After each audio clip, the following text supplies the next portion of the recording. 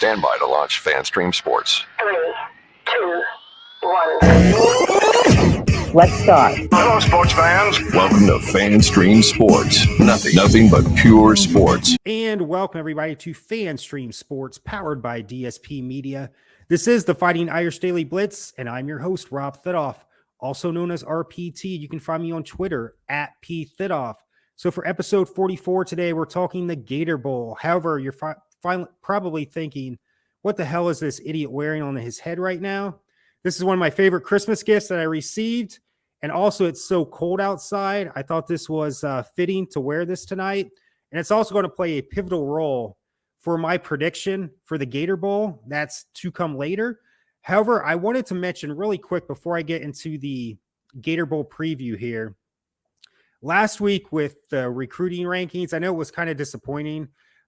A lot of us, all year we were between number 1 to the number 3 recruiting class. We finished around, when I finished that podcast last week, I said between 6 and 9. I just checked it tonight. We're around 6 and 9 in the rankings, which is solid.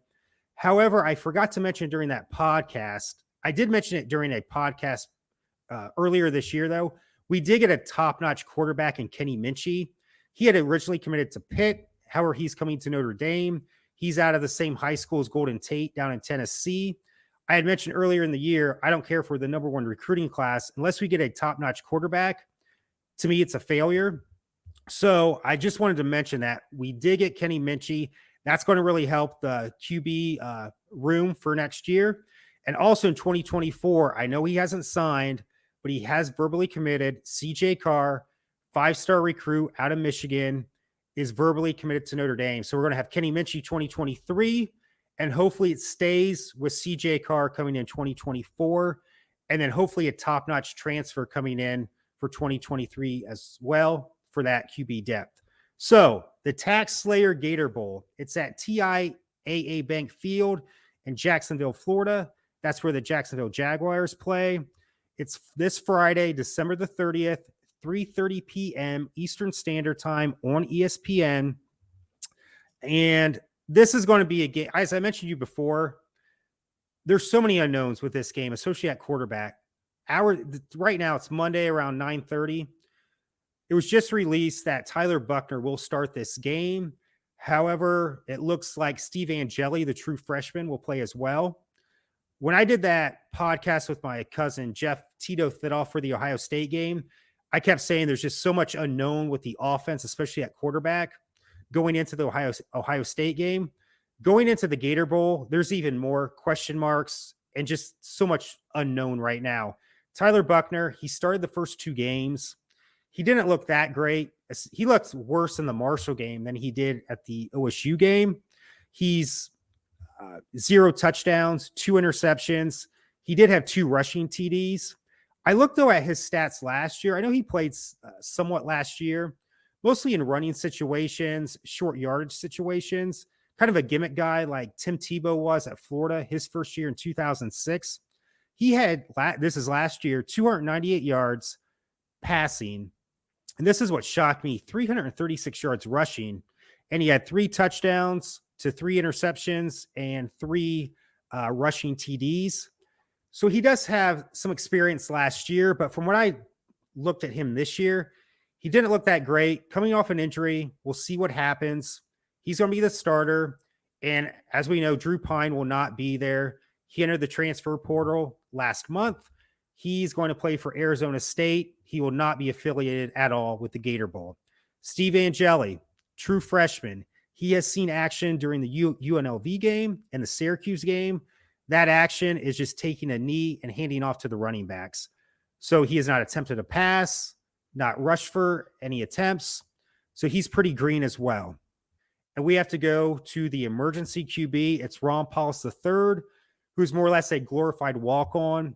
Those of you who remember Ron Paulus, he was the heralded quarterback coming out of Berwick, Pennsylvania in the early 90s.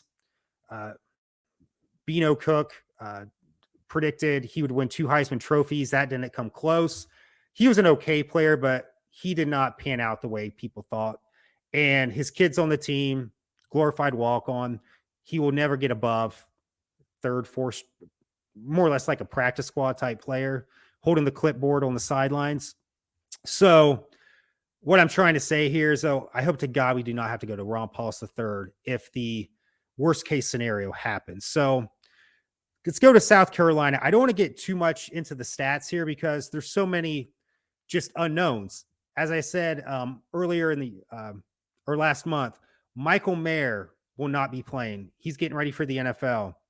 Isaiah Foskey, great defensive end, he's getting ready for the NFL. Cam Hart will be back next year. However, he's got a shoulder injury. He wants to rest up for 2023. I don't blame him. One of our top corners. He's not as good as Ben Morrison, but the second best corner on the team, he will not be playing. South Carolina, they have a not so great defense. What I'm worried about is their quarterback is Spencer Rattler. He was highly touted quarterback he played at Oklahoma last year. Then he started to struggle. Caleb Williams, who's now at USC. I know this is kind of a back and forth what I'm explaining here. It's more drama in college football right now. Let's just put it that way. Caleb Williams takes over. Spencer Rattler enters the transfer portal. Then Lincoln Riley goes to USC. Caleb Williams goes there as well. Long story short, Spencer Rattler ends up playing with South Carolina this year. He struggled early on. However, if I look his last two games and just the team the last two games, this is what concerns me about this game. He only had 16 TDs to 11 interceptions for the total year. But the last two games against Tennessee, six touchdowns, 0 interceptions.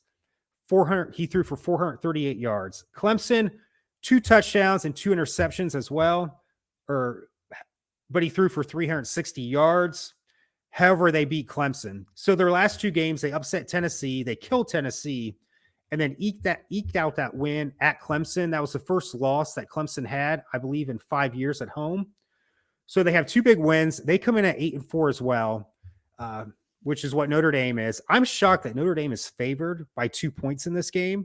So as we see, this hat's going to play a role in my prediction coming up. So defensively, what helps with so many question marks on offense is South Carolina's defense, both passing and rushing defense. They're not that good. But with our quarterback situation, can we exploit that? That's to be determined. I don't know.